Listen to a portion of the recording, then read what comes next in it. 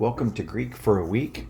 We are looking at a new paragraph this week, and we're starting chapter 2 of the book of First Thessalonians. So I will be considering here your first two verses, verses 1 and 2.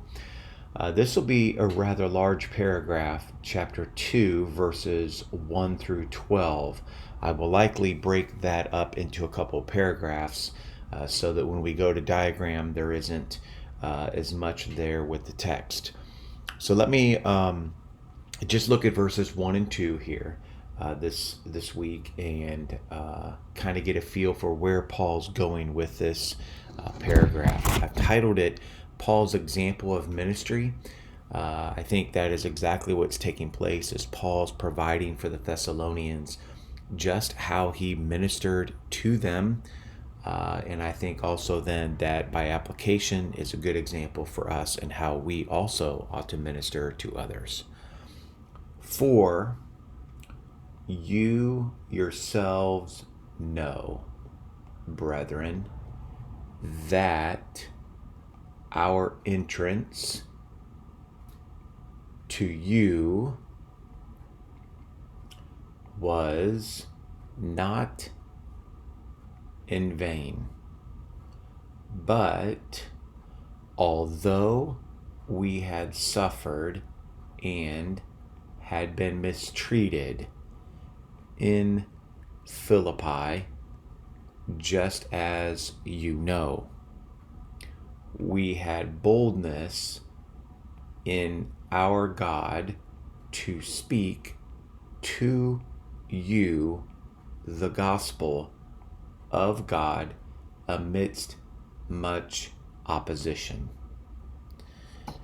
So you'll recognize here at the beginning the word gar, which is explanatory from chapter 1. So he's going to further explain the entrance that he mentions in verses 9 and 10. The same isidon, the same word that's used in verse 10. So he's making that connection to further explain what it was that entrance, first of all, was, and then what it looked like.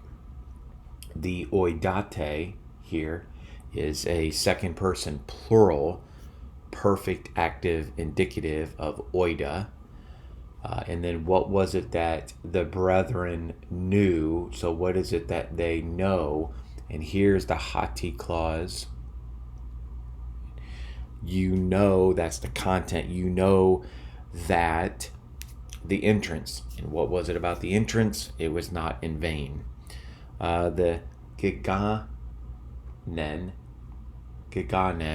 is a third person singular perfect active indicative of ginomai. So that's verse 1.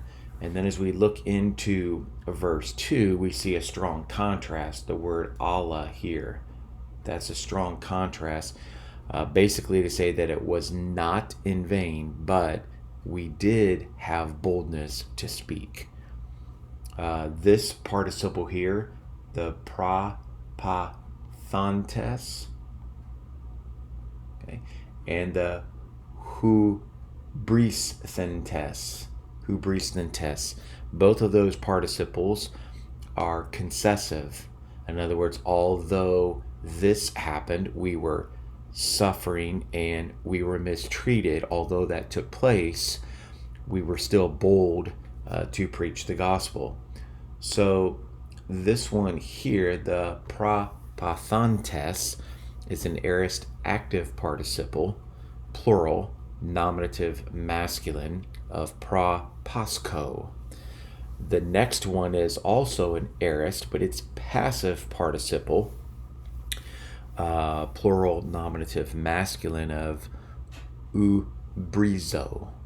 Again, both of them concessive. That's why I use the word although in my translation. This verb here, we were bold. Okay, we were bold to speak, if you will. That's first person plural aorist middle indicative of peri si zaamai. The ento theo actually would go on over to hey men as well. This here would be a dative of manner. That is how we were bold. We were bold in our gospel. The lalesai, we were bold in our gospel to speak. To speak.